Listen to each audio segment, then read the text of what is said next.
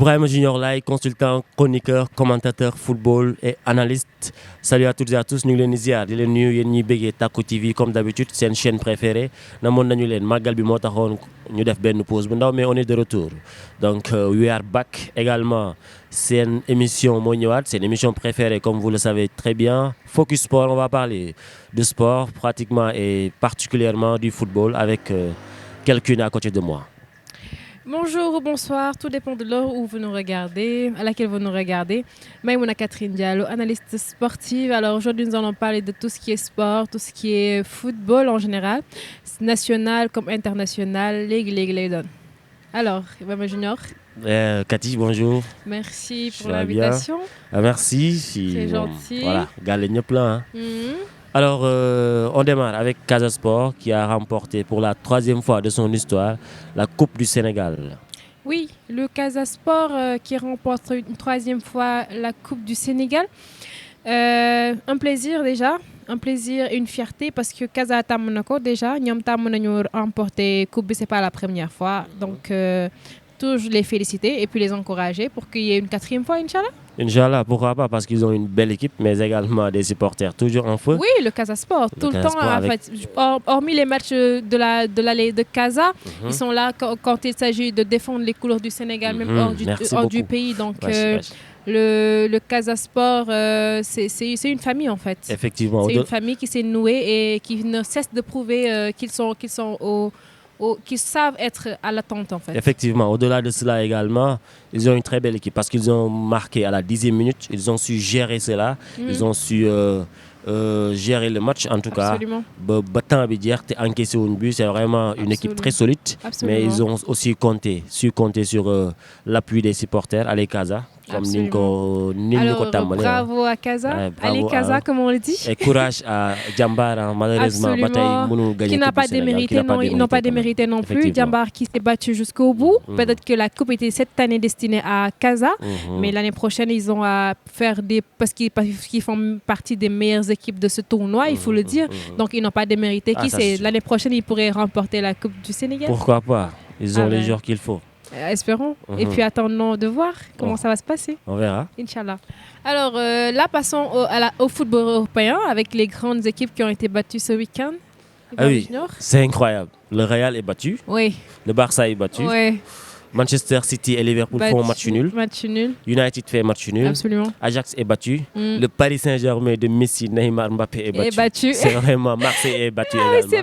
C'était incroyable en fait. Un week-end de folie, c'est incroyable. Oui, un week-end de surprise quand même. Et oui, ça montre. Et je dis que c'est le football qui nous montre encore une fois qu'il n'y a pas de règles dans le foot en fait. Tout peut être bouleversé, tout peut se bouleverser d'une minute à l'autre. Il s'agit même à la 85e minute. À 90e minute, moins 30 secondes, les choses peuvent être bouleversées. Donc, c'est toujours que des surprises avec le foot. Hein. Effectivement, ça montre une nouvelle fois que le football, ce n'est pas une science exacte. C'est ça. C'est un sport indécis. Tout reste possible en football. Hein. Oui. Tout est possible. Tout scénario reste possible en football. Le Real qui est battu, malheureusement. Le Barça. Le Paris Saint-Germain. Le Paris Saint-Germain, surtout, moi, c'est ça qui m'inquiète un peu. Messi, Mbappé, Neymar, ce trio-là qui a joué, qui a démarré. Qui a perdu. Et ils ont perdu. Ça montre une nouvelle fois que le football, à mon limite, quoi. Football, mom. Alors, je me dis que ce week-end, les parieurs ont vraiment perdu beaucoup d'argent. Oui, surtout ça. J'ai beaucoup d'amis qui ont parié ce week-end-là. Mais nous sommes gagné les gars ils jouent Paris foot, n'est-ce pas, c'est ça? Oui. Le week-end bi moom daluñ ci quoi. Ñu leen di mastaw. Vraiment mooy loolu. Paris foot bi moom la doxul moom. Waaw, c'est ça. Parce que les grandes équipes quand même ils ont perdu et puis en général c'est lors de ces grands matchs là la nit ñi di profiter di parier. Effectivement. Donc bu ñu amee surprise yu toll nii week-end bi vraiment week-end bi moom surprise on a été bluffé par des surprises côté match mais bon c'est la vie. C'est la vie, c'est le football qui est. Et puis defaruwaat na. Waaw riagul ba. Ala acc. Day ñëw amul baay. Alors maintenant, on va parler de football toujours avec Ronald Koeman, le coach du Barça. L'ancien coach parce que là, il est limogé. Il n'est plus coach du Barça suite à ces défaites du Barça répétitives. Donc, man waxoon naa ko bokkoon naa si ñu d'accord ne Koeman dañ ko war a dàkk depuis un temps. Et yow, un jour, on en a parlé, tu n'as pas été... Non, d'accord, parce que je me disais qu'il fallait un peu nous bailler le temps. Comme on n'a fait qu'un an, en fait, avec le Barça. Un an et quelques. Un an et quelques avec le Barça, il n'a fait qu'un an avec le Barça, un an et quelques. Donc, on pouvait lui permettre au moins de stabiliser son jeu, en fait. Deuxième année, comment ça va se passer. Mais bon, et puis après, il faut savoir aussi que le Barça, c'est une grande équipe. Et il ne peut pas se permettre de perdre de l'argent comme ça. C'est de l'argent qui est en jeu. Un coach qui reste sans gagner de match, c'est de l'argent qui est en jeu. Peut-être ils ont mis en avant l'aspect financier, et puis il y a une notoriété. Barça a une notoriété. Donc, nous devons jouer, nous devons gagner contre notoriété. C'est ce qui a peut-être poussé les dirigeants à limoger Koeman. Mais bon, waouh. Limoges nañ ko nañ trouvé keneen rek et puis defar waataan comme on le dit. Ouais, c'est ça, c'est pas la fin du monde. Non mais non, Koeman peut être inséré dans une autre équipe, il pourra faire des preuves là-bas. Peut-être Barça c'est pas fait pour lui après. C'est ça. Tu vois, c'est un peu ça. entraîneur bu nekk am na benn équipe boo xamante ne mooy sa bête noire, tu vois. Tu as du mal à et puis Barça pour déjà diriger ko, pour nekk entraîneur, c'est beaucoup de pression parce que c'est une équipe qui est au sommet. Donc pour nga yéeg il faut nga am benn stabilité psychologique bi, nga bañ a nekk trop en fait soumis à la pression, etc. nga xam bi nooy dompter sa pression. Sinon doo dem. Maintenant comment on peut être investi dans une autre équipe boo xamante ne mooy gën a peut-être gën a tuuti crédibilité que Barça, et puis on va faire d'excellents résultats. Inch'Allah, c'est possible parce qu'il a été un bon joueur au Barça. Il a marqué beaucoup de coups francs, même coups de pied arrêtés avec le Barça en étant défenseur. Maintenant, comme tu as dit, en football, il y a beaucoup de facteurs qui sont en jeu. Donc peut-être même il y a des facteurs qui maîtrisent parce que le Barça, au-delà d'être un club, c'est une institution. Donc le Barça, c'est vraiment une grande équipe. Nous permettre ngay perdre ay match yoo xamante ni. C'est l'argent qui est en jeu déjà. Voilà, exactement. Avec ça sponsor yi dañuy dem. Il y a d'autres choses qui sont en jeu. Les supporters même. Pour mën a bañ a perdre loolu yëpp en même temps parce que c'était jouer en fait.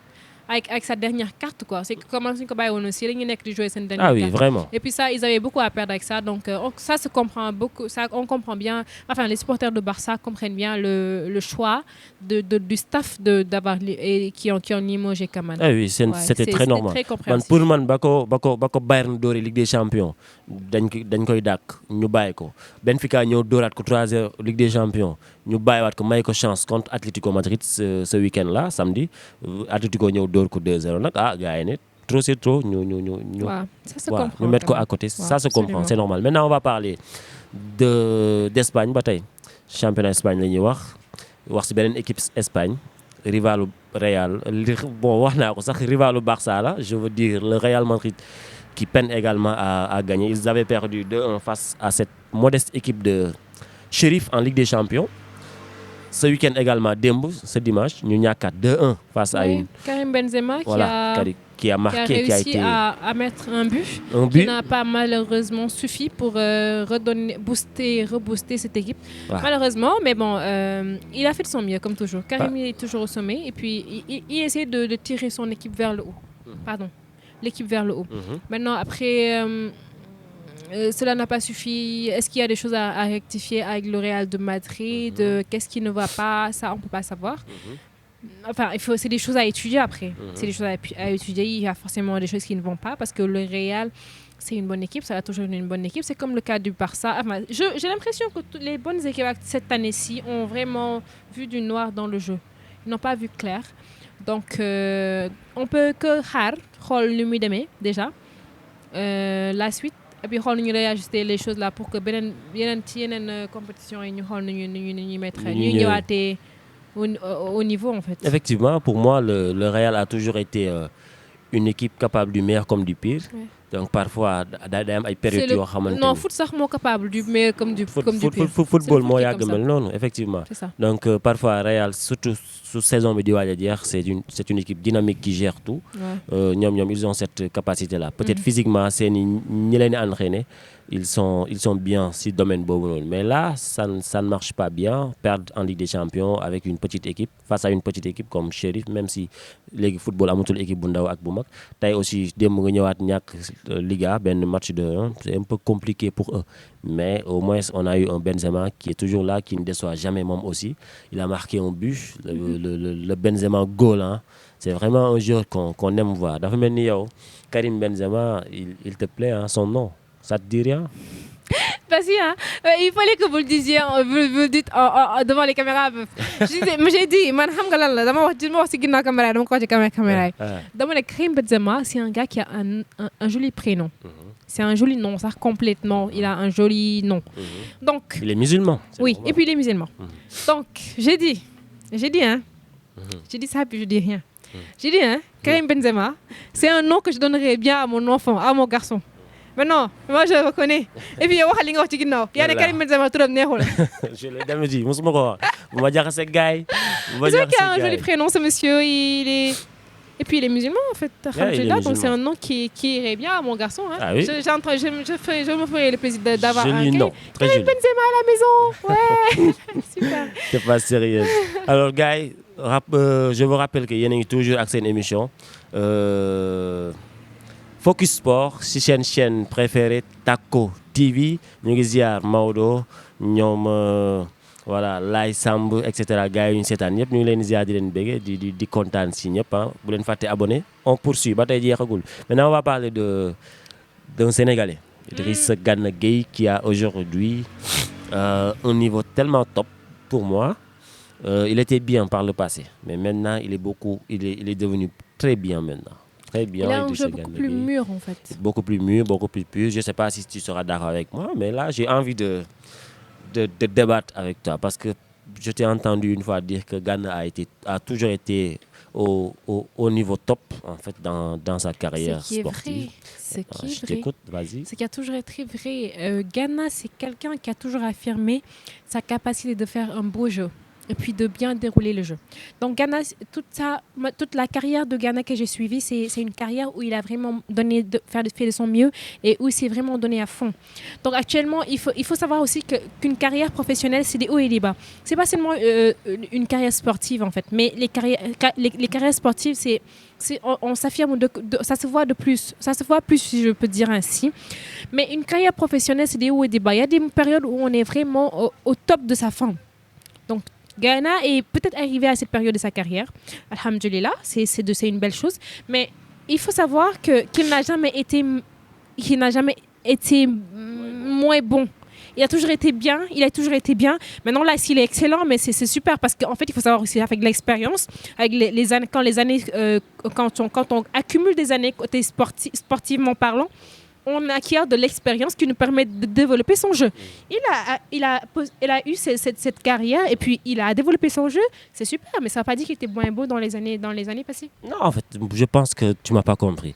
D'accord, aujourd'hui, Gana, il est incroyable. Pour moi, beaucoup de ñetti militaires yi mën actuellement si moment bi ñu nekk nii. Parce que c'est pas évident nga nekk homme du match si match boo xamante ni Messi mi ngi fa woon Neymar mi ngi fa woon Mbappé mi ngi fa woon. bokk na ñetti militaires yi mës a mën sax.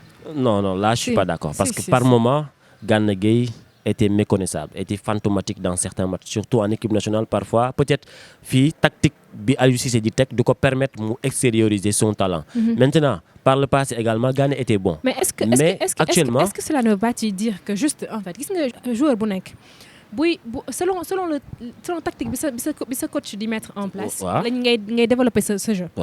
Maintenant, parfois il arrive que nga ñëw ci terrain bi ñu tegal tactique boo xamante ni même si on mettait Sadio Mané à la place de Gana Gueye du gis. Tu vois? Parce que tactique de jeu bi moo ko correspondre bokkul ak jeu jeu bu nekk ak tactique de jeu bi mu àndal. Maintenant, s'il a la chance que coach am teg benn tactique de jeu boo xamante ni da koy permettre mu développer jeu am. Mais bien sûr, on verra que Gana Gueye a un jeu beaucoup plus développé. Ñenn ñi loolu la ñuy gis, mais ce qu'on ne voit pas derrière, c'est que du tactique de jeu am moo développé wu. Tactique de jeu bi ñu ko tegal moo ko correspondre. Je sais pas si tu vois ce que je veux dire. Je comprends bien. Donc bu ko tey daf ko permettre épanouir mais c'est sa chance parce que tey coach bi moo teg tactique de jeu boo xamante ne da koy mu épanouir. Dans les jours à venir, coach bi moo teg tactique de jeu boo xamante ne du ko permettre mu épanouir et puis on verra encore un Gana Gueye qui fâche. Non, les gens auront l'impression qu'il aura encore chuté. Ce n'est pas le cas. C'est le même Gana Gueye qui reste sur place, mais avec des tactiques de jeu différentes. D'accord, je comprends ce que tu veux dire. Moi également, je n'ai rien contre Gana Gueye, j'ai juste dit que pour Guy comprendre quoi. Gana Gueye est un bon joueur. Gana Gueye. Gana Gueye est un très bon joueur. bokk na si ñett milieu de terrain yi mën Ouais. actuellement mais par le passé il n'était pas aussi rayonnant comme aujourd'hui il est Ouais, mais il loolu est rayonnant différents avec le Paris paramètres da koy Saint-Germain. justifier. Peut-être yow paramètres yi nga wax aussi Expérience c'est yi, normal temps expérience bi maturité bi muy bien-être gagné bi, voilà déjà tactique de jeu bi. Effectivement. Donc loolu lépp day jouer. Mais ça Effectivement. veut pas dire qu'il était moins bon. bon pas d'accord d'accord. peut-être Ouais.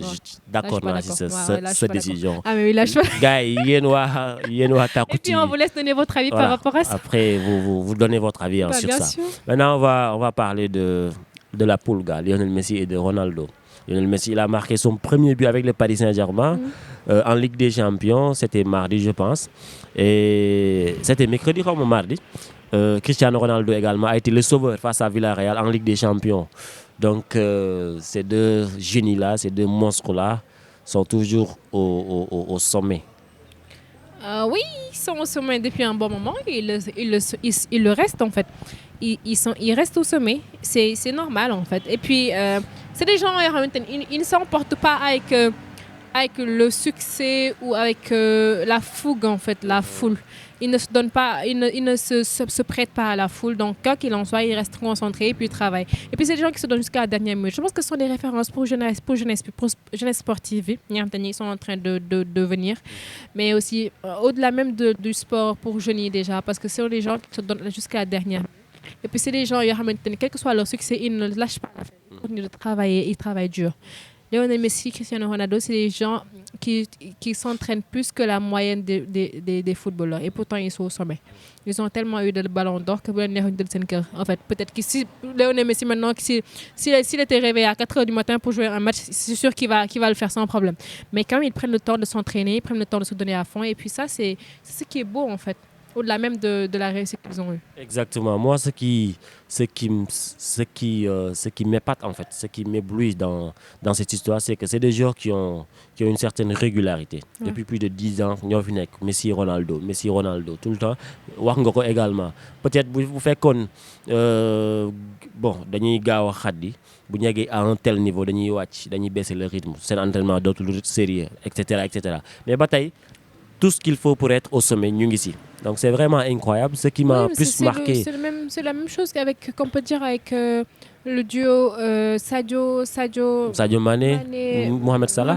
Oui, c'est un bon duo aussi. Ils sont restés réguliers, ouais. Ils restent très réguliers quoi qu'il se passe. Ça c'est vrai, ça c'est vrai. Il y a des joueurs qui sont hauts, qui sont là, ils sont sur le podium mais qui ne donnent pas l'impression d'être sur le podium. C'est-à-dire quoi qu'il en soit, ils travaillent et puis ils s'y donnent à fond, ils se donnent à fond. C'est ce qui est beau et ce qui est merveilleux. Par ailleurs, il faudrait qu'on les félicite. Hein. Ah oui, c'est de bons joueurs. C'est pas facile. Espérons que dinañ continuer. Avec toute la pression qu'il y a. Toute la pression, surtout avec ça. Toutes les critiques qu'il y a, tout ce qu'il y a de mal à dire. Et puis après, une famille derrière à gérer. Parce que plus tu as une famille derrière à gérer, donc tu as une vie personnelle.